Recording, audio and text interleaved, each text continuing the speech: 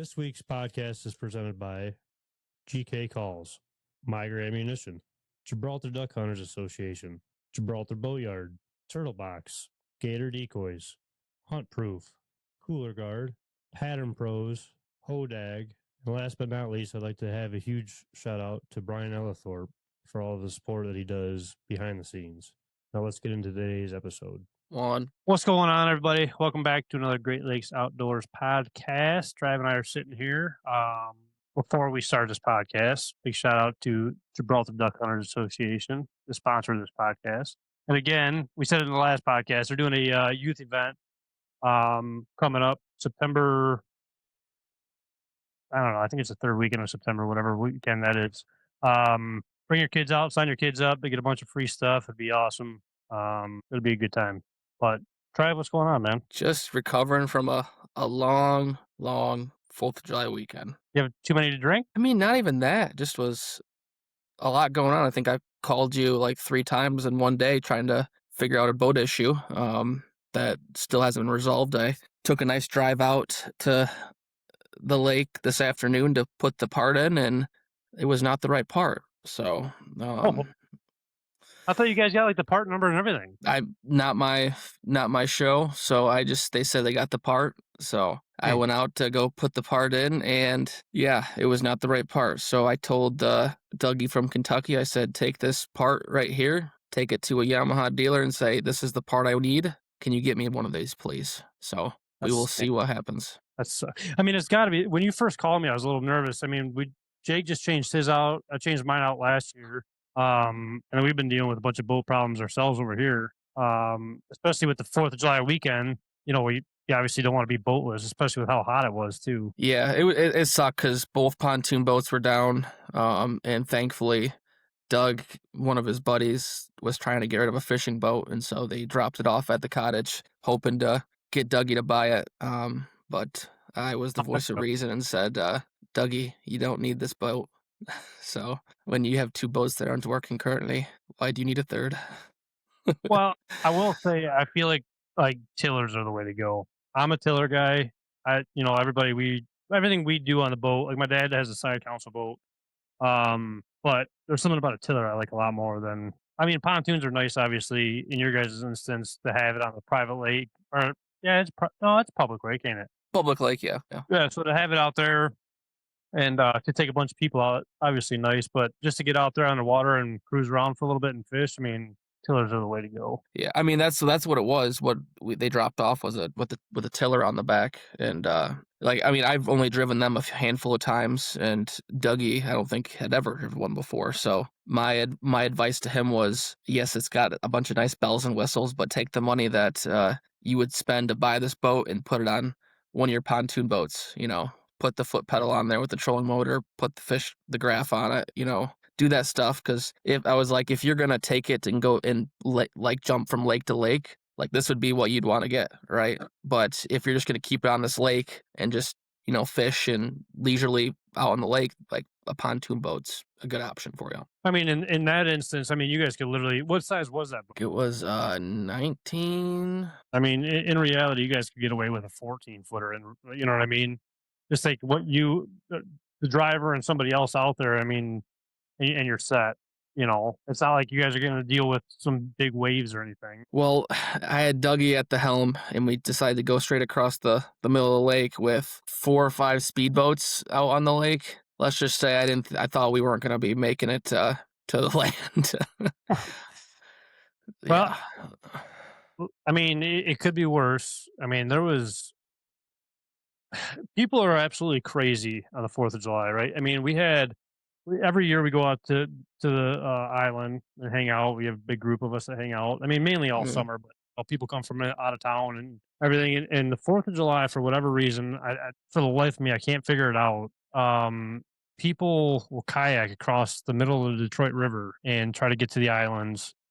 And with all that boat traffic, I mean, it's a death wish basically. And especially with that weather that we had come through Friday night.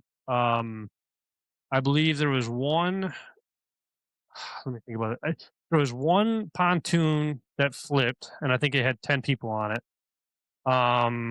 there was one kayaker that was missing, and I don't know if they ever found him during the fireworks. Because a lot of people go out on their boats to watch the Metro Park fireworks too, and Hmm. we do kind of sit back from the crowd. That way, as soon as they're done, which they were awful this year, but as soon as they're done, we can kind of just hurry up and get out of there. And there'll be kayakers out there even. So it's crazy to me. But one guy flipped, and I don't know if they found him. And then I want to say it was Friday as well. Was an incident that there was an 11-year-old kid missing out in the middle of the lake. There was something where the driver, I don't know if it was the dad, ended up dying, and then the babysitter or someone got to shore.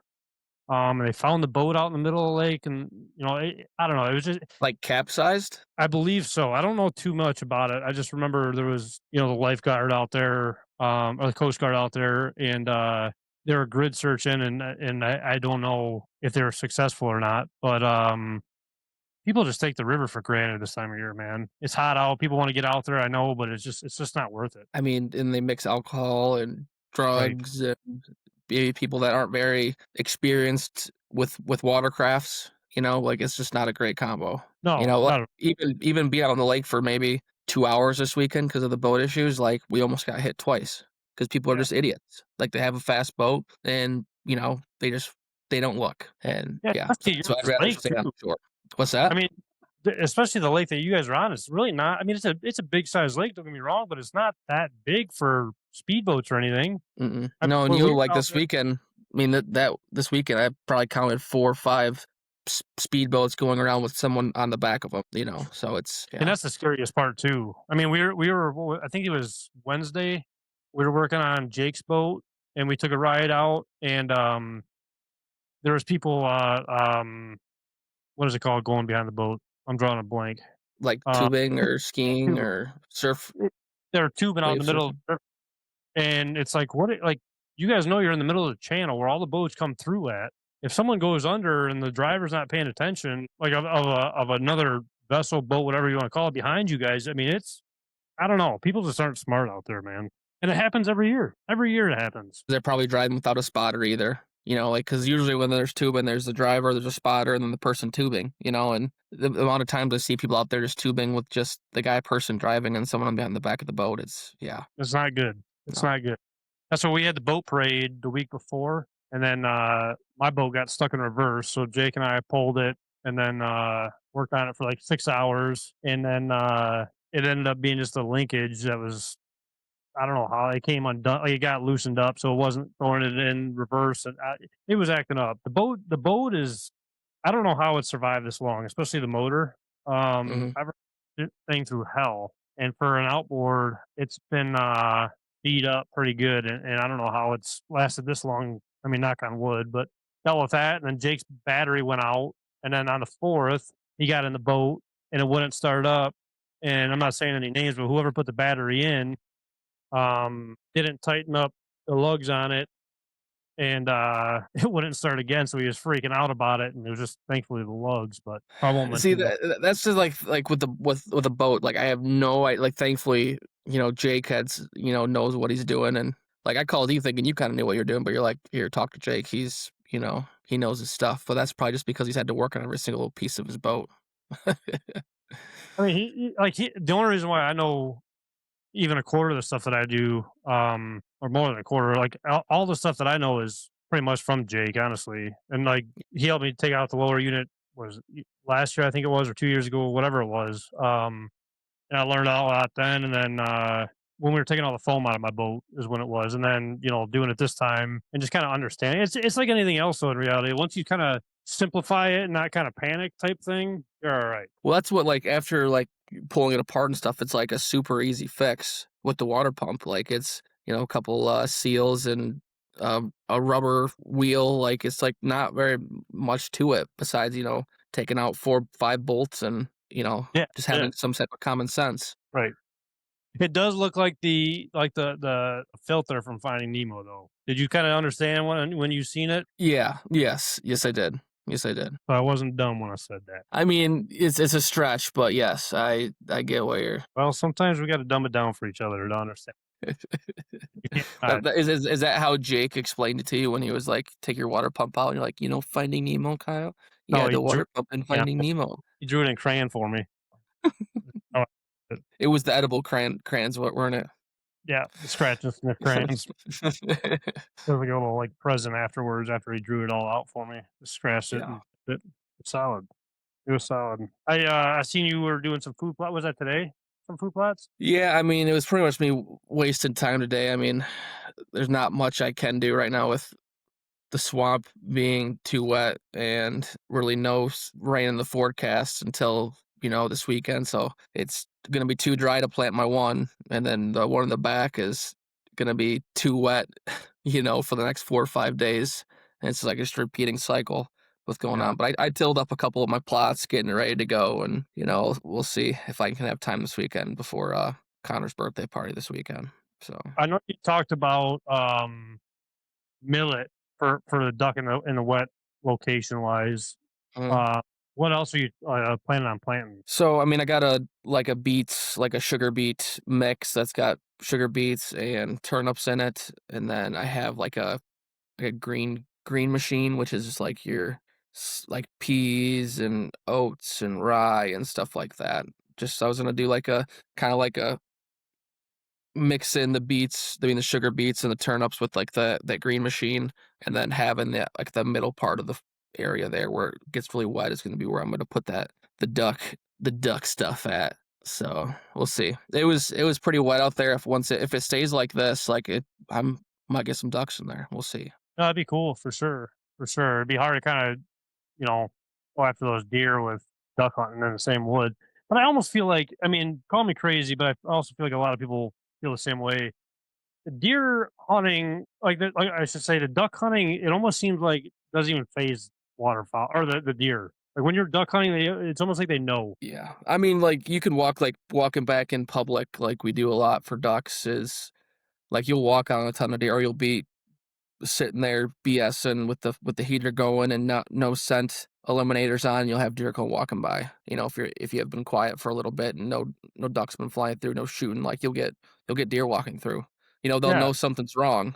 They'll know something's up, but it's not like you're not going to see anything out there. we had, and I think I maybe mentioned this before, but like we had before, like 130-inch deer, running through the decoy spread before. Obviously it doesn't happen every day, but like you'll see deer out on the edges, and like when we're hunting in the middle of the fields and stuff.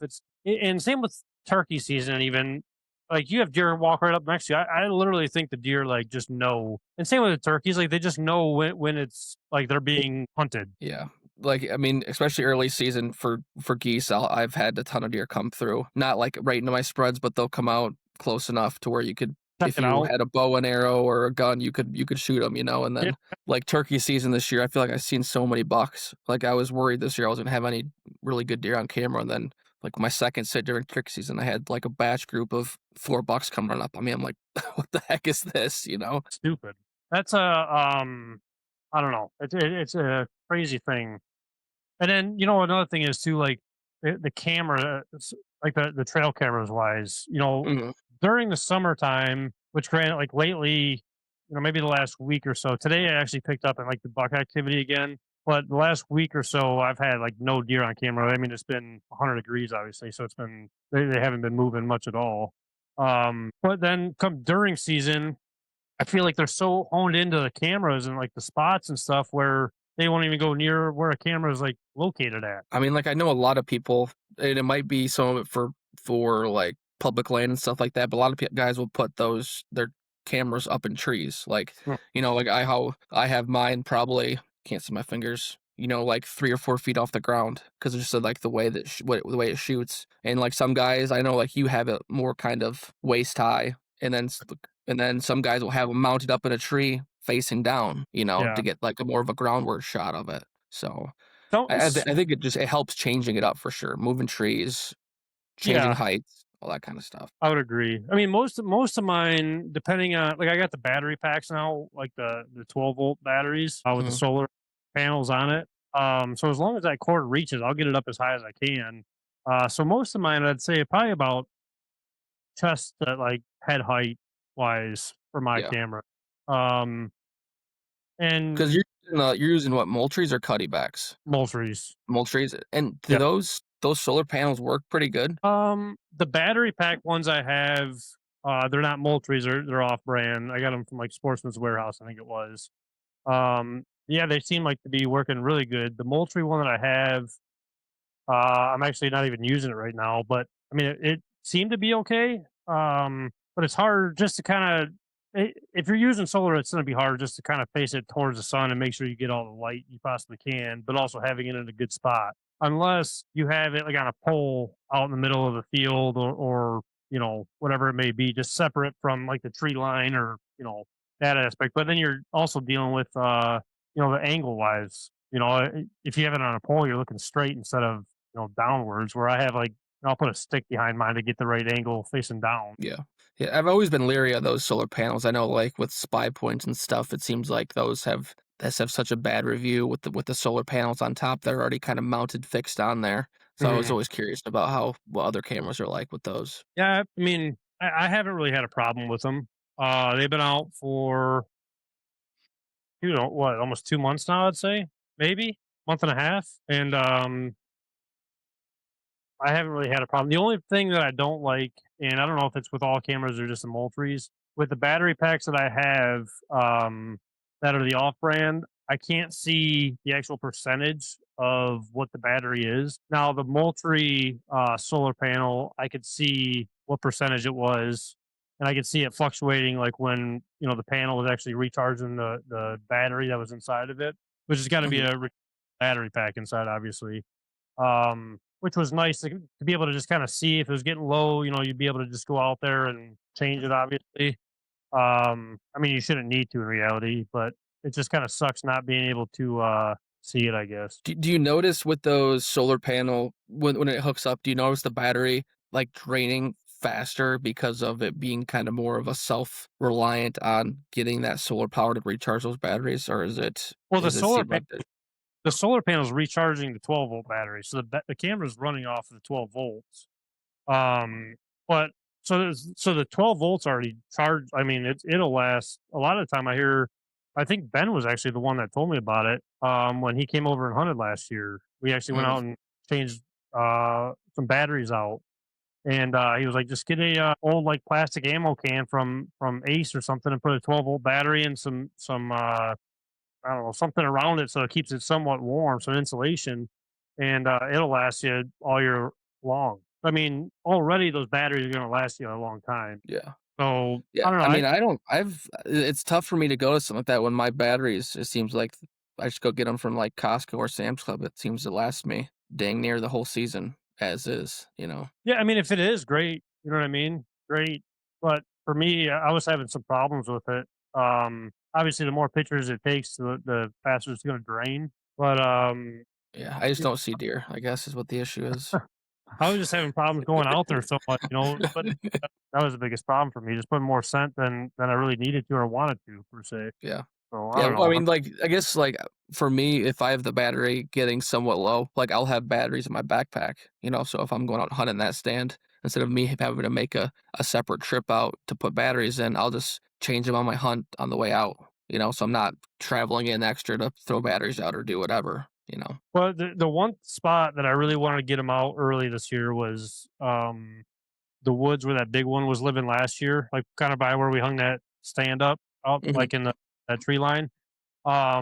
Just because if they're living in that woods, they can obviously see all the way around it. And I didn't want to bump him out last year, so I was nervous about putting the camera in there early. Um, because I felt pretty confident he was living in there. There was a creek by, the food was all around. You didn't really have to move too far. And with the corn being up, it was easy hide. Now it's all beans around there, so I don't know how many deer are going to be living over there in that little patch of woods, but I'm sure there'll be some. So getting that camera out early and getting them kind of comfortable to it, uh, I feel like it'll help. And I mean, I think I posted the one video of that deer hitting that hodag tassel already over there. So I mean, that was cool to see. So I don't know, just getting them out there early. I'm kind of this is my first year doing it, so see how it goes for me. Yeah, I mean, I think you'll be surprised with how many deer actually maybe not bed in there, but they'll station in there throughout the day. You'll just have to figure out what time of day they're gonna be stationed in there. the little woods. Yeah. I I think, in my opinion, and I'm not no deer expert by any means, but I think it's going to be more of they're going to get in there either right at dusk or in the middle of the night or early morning, and stage out there all day, just like that deer my dad shot last year did. Hmm. He got out there at 10 o'clock at night and sat out there till the following night, basically. And I think that's kind of what that woods does. So I probably even throwing another camera up in that woods wouldn't be a bad idea, just for more range. But I had deer, bedding all up in like right in front of the camera last year, even, which was nice. And I know we talked about it yesterday a little bit. That hunt, the what is it, a Hunt Wise or Wise Eye? What Why is it on did you? cameras? Yeah. So it's a camera then, right? Yep. So it's like a yeah. It's a style of camera. Yeah. It's kind of gained traction. I mean, they've been around for a while, and I knew like early on there was a lot of like bad reviews on it, and I think they've made some really big advancements in the camera field, especially using from what I did a little research on, like a lot of AI features to it, like you could have a certain buck on there, and you can name that buck, and so every time that buck shows through, like it'll know exactly what buck that is. It'll like say, hey, this is Big Al's walking through, or something like that. And then I've seen that it'll kind of make predictions using AI of when, maybe the barometric pressure or the temperature outside or the moon phase. If it sees that deer, it'll take like the older pictures, combine all those and get like I don't know, AI guess basically on when that deer is gonna maybe daylight or best opportunities to hunt that deer. Potentially, I didn't do much looking into that. Let me see. It says software that automatically identifies species in your photos, tracks animal movement, and predicts the best times to hunt based on weather and moon phases. So that's kind of what you're talking about there. Yes. So I think that's awesome. I think it's crazy, but I also think that there's a different way of looking at it too, and that's there's a lot of states that are banning cameras, and I'm kind of for like if it's legal, then use it. I'm going to use it to my advantage and go with it because it's still hunting at the end of the day. I mean, AI is not going to tell you exactly when that deer is going to come through. But do you think like that would gain attraction to like higher ups in Michigan or like the DNR to start banning like the trail cameras in our state next I because of mean, like I wouldn't say they would ban them. I think they would maybe potentially ban that provider, right? But say that camera is what it's doing is pulling those photos of when that deer's there, going through, seeing what weather temperature it was, the moon phases, blah blah blah blah blah. I mean, that's something that we could do right. without I mean, it was just without for having that, right? I could see, yeah, and that's the tough thing, right? It's like that's what people do anyways in real life. They just do it via web searches and weather app and hunt apps and stuff like that. People are still doing that now. It's just on a camera and it's telling you that way. So it's just kind of another way to another hunting app, type of thing. I mean, in reality, it's just like Hunt Proof, one of our sponsors. It's you log so many hunts in. You say the weather, the sun, and I think they said they would go back 40 years of weather, even if you had like your grandpa's logbook or whatever, and then it'll go predictions for future hunts off of what you've seen in the past. So I mean, it's kind of the same scenario. I know that there's a lot of states that are gaining I don't want to say gaining, but like they're going away from like just camera use, especially on public land. I actually think there's a lot more than people think of or think. So I don't know. I could definitely see that gaining traction from the non-hunters per se. Yeah, I mean, right now a lot of states are banning the cell camera, and they still have like the regular trail camera, like the more like the brick and mortar. You have to go out and gotta get the SD card and bring it back, type of thing. Right. Like having all these ingenuitive features and stuff like that, I could see them maybe steering towards that. Maybe banning trail cameras. But that'd be a stretch. Like I said, because depending on, I mean, if the only way I could see it happening is if there was like it shot a tracker out and it tracked the deer, and then it's like, okay, now every time I can see where this deer's at, and it's tracking it that way. But I Yeah. mean, what the Wise Eye is doing right now, like I said, people are doing that anyways, just with the old fashioned way, going on Google or going through the Farmer's Almanac type of thing and researching that way. And it's funny too. Like everybody you talk to's got like a different way of going about it, and the right way. I mean, how many times we go to the festival and we get a guy that comes up and talks about you. You made a good buddy that one time. Talked about the deer and how he could like sleep next to the deer damn near. And you remember that? I do, and I kind of, I wish we should have got. I wish I remembered his name because he'd be a fun time. I'll have to go back on our podcast. I feel like we talked about him, like a breakdown, and talked I think he about wrote a that. book or was writing a book or something, wasn't he? Yeah, he was writing a book about deer hunting because he said he had shot so many like 160s and 170s in Michigan that it was like it's He doesn't super even do easy it. to kill him. Yeah, it's like it's super easy to kill him. It's not fun anymore for him. But guys, when they say that, they're usually full of shit. So can't really take anything they say for truth. Yeah, yeah. It's kind of like Well, you when you get back from fishing or something, you know? well, at the same time, though, it's hard not to at least give him a little bit of like, maybe it is true. Who knows? I mean, you really don't know. It is true. I mean, I think we talked about before, like a lot of these. I mean, I don't know if he was really an old timer or not, but he was definitely on the older than Yeah. us. Say. Yeah, he's middle aged, I'd say. Yeah, and like some of these guys aren't social media savvy or don't want to be on social media. So I mean, he could be one of those guys that's shooting monster bucks and no one knows about it, and he's totally fine with that. And yeah, Yeah, I don't know. It's I think that is one of my favorite parts at festivals is just meeting some of these people and just hearing some of the stories and the characters that you see out there.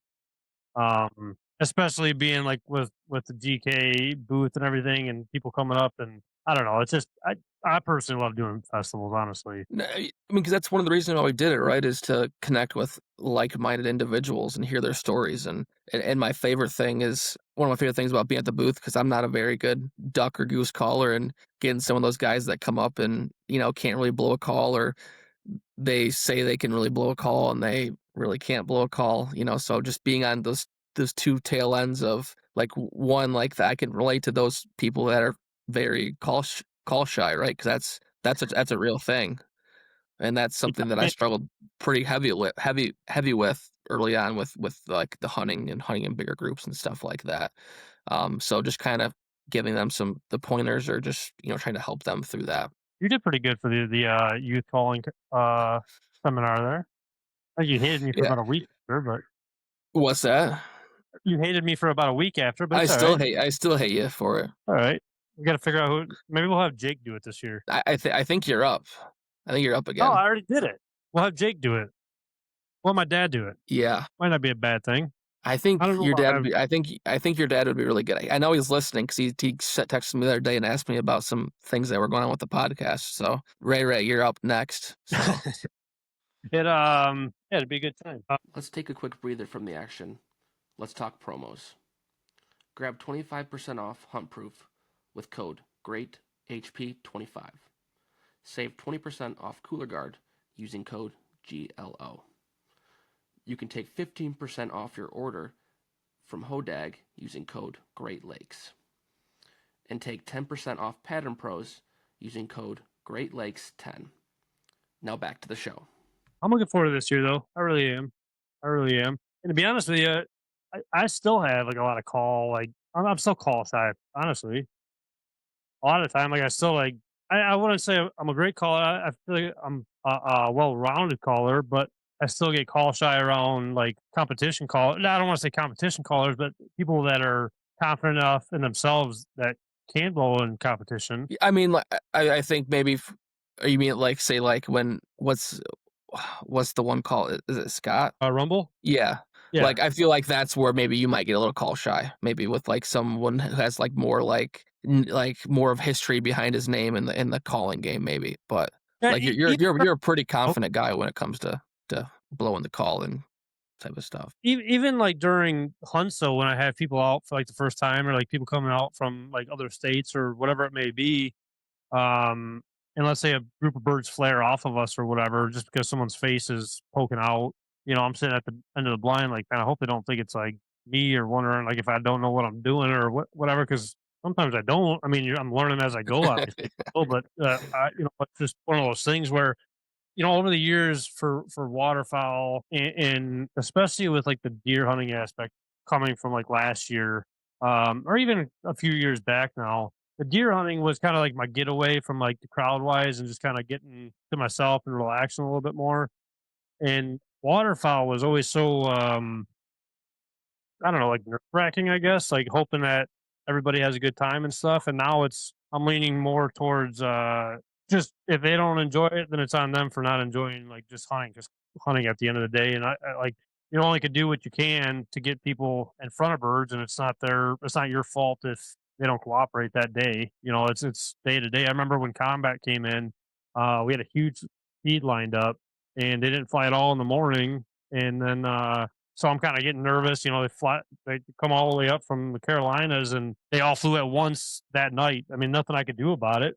It was almost like it was so hectic where they couldn't even get down to land. It was that many birds, and it's just hunting at the end of the day. And if you can't enjoy that or just enjoy the show, then you're probably doing it for the wrong reason. Yeah, and I think we had so many talks early on, like 4 or 5 years ago when you were hunting every single day of the year and you were getting burned out and you were like not killing birds, got so many people coming out, like trying to make everyone happy. And, like you just said, it's hunting, right? Like if they want to kill birds or they want to go somewhere else, they can. You're doing your best. You're not a guide service. You're there just to have fun, is just along with them. So, you No, know, you can there's do certain what you can do. there's certain points where I do still feel that way.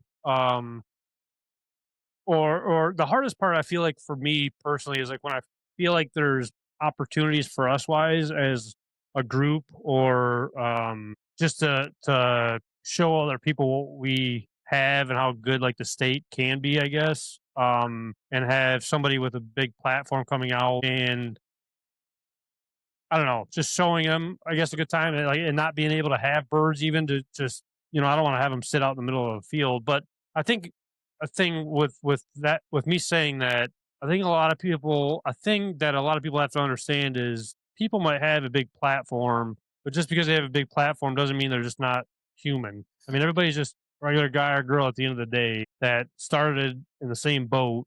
They don't expect limits every single time they go out. They don't expect 10-man limits in an hour or whatever every time they go out.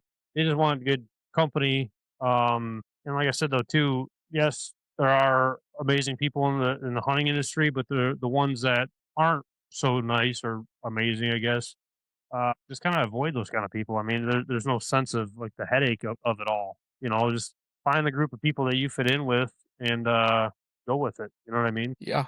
For just from being in industry as long as we have been, like on the social media side, I would say you more, you've told me the stories of some of those guys out in the industry that they're killing. Like they're straight Mhm. killers. They're doing this, they're doing that, but there's a reason and not on the good side that they're doing that. Like they're burning Yeah. bridges, they're going behind friends' backs. They're doing things that are wrong and they're trying to do it because they want to get the brand deals, they want to get the sponsorships, they want to get this and they want to get that. And you see that more times than I'd want to count, in today's times, like before when it was just like a bunch of good buddies going out having a good time, kill some birds, do something good, they like you get the deal. Now it's about the piles, it's about the big bucks. It's not about the person really anymore because that's not what gets the likes, that's not what gets the views. I mean, you hear it all the time, like from Glenn at the shows and stuff. About how the festivals and calling competitions, everybody would go out to eat afterwards and all hang out together. And that's kind of why we have, a hangout at the podcast room. After the festivals and stuff, just so everybody, it's like a big, come together, everybody hang out, everybody's there for the same reason, kind of thing. But it's hard because in the beginning, I would almost be, I don't want to say jealous of the people that are doing it for the wrong reasons, but are getting I don't know, getting in front of the right people, I guess, but for the wrong reasons. And you'd think to yourself, like, well, why does this guy have, for I guess, say a sponsorship or whatever, like when he's doing this, that, or the other towards other people, and he's just not a good person at heart. But it all catches up to him. I mean, there's so many people in the industry that kind of follow lead to those people that are doing it for the wrong reasons, and they get caught up in the same mess. With it all kind of comes to a big halt at one point. The truth comes out. Those kind of people in the industry see right kind of through that BS. Yeah, and they do, especially when you get close enough to them, you have them on hunts and they interact with people that you interact with, like they'll see that and that's when stuff hits the fan, right? Right. And that's what we've seen with with people. I mean, it is crazy though, thinking about it wise. The amount of people that we've been fortunate enough to meet and hunt with in the industry, just through the page wise and through good friends and um, just the like Matt Bryan, Thorpe was taking pictures for us for a little bit, when he came out and hunted with us. And obviously Brian's an amazing dude. And then next thing you know, Sean's coming out with us, or Migra came out with us, and it was all from just starting to use themselves. And then next thing you know, Combat Waterfall is coming out and hunting with us. And it's kind of crazy how it all kind of flows together, and how fortunate how fortunate we are to get to meet and hunt and share the blind and stories and everything with the guys that people dream about hunting with. Yeah. And that's just for being yourself and being a genuine Yeah, person, right? yeah. Like all these connections and stuff. I mean, yeah, some of it probably to do with, being able to kill some birds and stuff like that, like having the fields. But a big aspect of that is the reason they keep coming out again and again is because you're a genuine person, right? That truly cares about other people and getting them the bird, but Can we also being clip a that? stone cold killer. Let's clip that and save that. I might use that as like my ringtone of you saying that I'm a genuine person, because I've never heard you say that before in my life. Well, the nice thing is that I can edit these podcasts, so I'll just edit that right out and just like voice over like some very mean words about you. See, you would do something like that. And the bad part is, and I hate saying this, because then you're gonna like rely on me to like do it. Like I have the app to get into it. I just don't have the computer to get into it. So That's you're right. able to do It helped. more, but I could also go in and get some sort of a clip wise. You probably could, but I would like to see you figure that out. That might take me a while, but let me get back with you on that one for sure. I mean, if you think about it though, dude, we're 2 months out from waterfowl season already. It's crazy to think about. It's 100 degrees outside 2 days ago, and September is right around the corner. In all reality, I mean, it's coming quick. I mean, and if people aren't thinking about it, they're going to get behind on it with buying new gear or calls or whatever it may be. I mean, it's here. And that reminds me, I need to find my duck and goose call so I can start practicing that again. That's what I got to do this week. Well, if you do need another one, GK is the call to get, man. Yeah, I think I know a guy that has some pretty decent calls. Yep, yep. But I don't Maybe know. even the best It is the calls. best. The world's best is what it is. It's one thing when me personally, gaining just knowledge and growth in the sport wise, and like I said, surrounding yourself with genuine people. It's kind of like a click on like even like the calling situation, like what calls to use or what people to hang out with or whatever. You know, Glenn and Paul and all those guys from GK and your boyfriend. I'm not gonna say his name because I don't want to just embarrass you or him. He's my Bapple brother. I'm sorry. Well, just no more. What were you guys drinking that night? Fireball or Uh, something? I don't know. Whatever you guys were drinking. no, It was no, my frapple yeah. buddy, No more of your frap or whatever that is. I don't even know what that is. But Fireball and Crown Apple. yeah, no more of that for you guys. But GK, like I said, is by far one of the, like they're most genuine people that you could ever meet in this industry.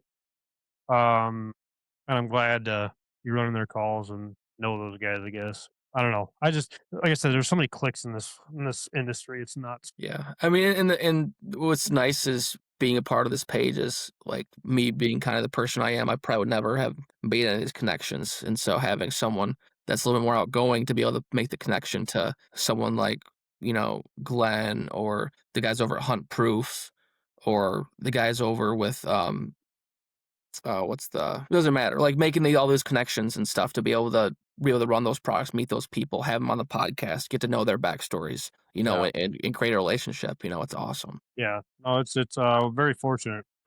My dad said it today at dinner that we went over there to have dinner, and he said that waterfowl season's in 2 months, and I mean, before you know it, we're gonna have to get the trailer out, clean some decoys off, get the blinds brushed in. Granted, we have the blind grass on there, and that stuff is killer. I mean, it's awesome stuff. It'll last forever on there. Expensive, but it's super nice. It's kind of like raffia grass, not even like raffia grass. It's like blades of grass basically, but it's like plastic. I mean, no, you didn't even get to see it last year. I helped tie some on. We did those panels. Okay, okay. We did those panels where we did like the shadows. I think you had Sean out and Oh, he was showing you like yeah. different ways That's a to do it. Yeah. that's a secret. You can't disclose that.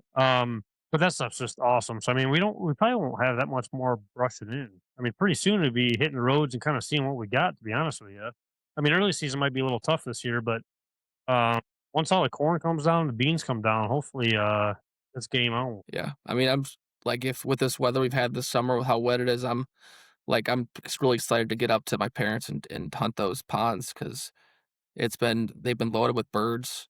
And That'd be so when I get a little bit of a cold front, I'm sure they're going to be stacked. So yeah, I was talking to my dad about maybe getting like an old trolling motor or something and just having them because he would do it, just put an old trolling motor out there and just let it run, yeah, and then let the birds come in, keep it open, then just him go charge the battery, during yeah. the day and put it back out there. I mean, that's what I did for the longest time. I mean, I still kind of do it, to be honest with you. I mean, we had the opportunity to use an ice heater, but two 12-volt batteries and throw them out there every single night. I mean, for a month straight, I was throwing it out there just keep the water open at night, and then the birds would come in there in the morning time, and it was solid. See, I need to do that in the big pond in the popples Uh, there. That's what I yeah. should do. Well, there, I mean, in that instance, I mean, you're better off almost just buying a complete ice heater with the depth and stuff. I Yeah. mean, it's crazy with using those ice heaters. It's crazy how much water that actually pushes out. It's nuts. Because those are pulling. It's not like heating the water. It's just pulling the warmer water from underneath up onto the ice, right? I mean, yes and no. I mean, how cold, how warm is that really going to be at the bottom in reality? Um, Basically, what I understand is it's pushing the water out, so it's constant moving in the water. One at a high rate of speed, so it can't freeze. Because I mean, the wind will freeze water still, even if it's just like ripples on the water. Hmm. But what it'll do if you like, say you like bust a hole out like just a 4x4 square and drop an ice heater down into it, what it'll do is it'll push water up on top of it, and eventually all that water will be so heavy it'll just bust all that down, and it just keeps on circulating it all the way through. Okay. So that is like one of the biggest things. So like I said, how warm is it really going to be? I mean, I'm sure it might be a few degrees, but it's not going to be enough like So it's just heat. pulling water up on top, crushing it down, pulling water up, coming like that type of. Okay. Yeah, and then once it's open, I mean, like I said, with it moving that fast and pushing that much water out, and you're only talking like maybe a horsepower and a half. Some are bigger, I'm sure, but once it's all open and it's pushing that much water out consistently, nothing's going to freeze up. I mean, unless we have had some really cold days, but it might freeze up a little bit, but it's going to keep a good amount open as long as you set it up right. You know what I mean? As long as the angles are right and the water's flowing good. And you get the birds in there, and they'll just keep it open. That's it. That's Yeah. it, man. I don't know. Yeah. I don't even know if we're doing a food plot this year. Way off topic, but I don't even know if we're going to do one this year. To be honest with you. On that backfield edge there. Yeah, I don't even know if we're gonna do it this year. Just because when there was beans in there last time, the beans came down, October, late September, early October, and it was disked right underneath. He just disked it because it's technically a part of the field. It's just part of the field that doesn't really get much sun or washes out or whatever it may be. And it might be good for a little bit, but not enough, I guess. If he gets it, if the beans come down, which I do see beans come down sometimes late September. I mean, it's not even there for Yeah. you know. I mean, you can just shake the apple tree whenever you want to, and just drop them down on the ground and. Well, I don't have apple trees by me. No. Yeah, I mean that's tough. I mean, like, but you could still like if you're getting to that time frame and you could just throw out some winter wheat or something that takes like a week for that to germinate and start growing, or some oats in that back Yeah, corner, and it's almost like a throw and grow instead of going and buying a throw and grow. Maybe your farmer's got some old oats laying around or something. You're like, hey, can I just go throw a couple handfuls of oats out there? which hopefully, I feel like with beans and corn too.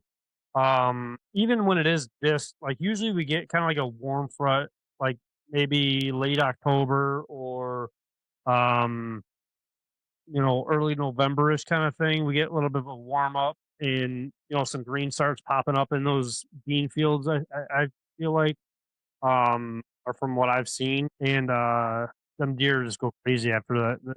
It just weeds growing, or beans resprouting or whatever it may be. They go nuts over it. I might actually try this year because this was the first year I like did some frost seeding in the spring, and it was just at my yard per se, but it works really well. And I've been following this guy that does like habitat work in Michigan, and he's like a huge proponent on frost seeding food plots, mostly clover fields.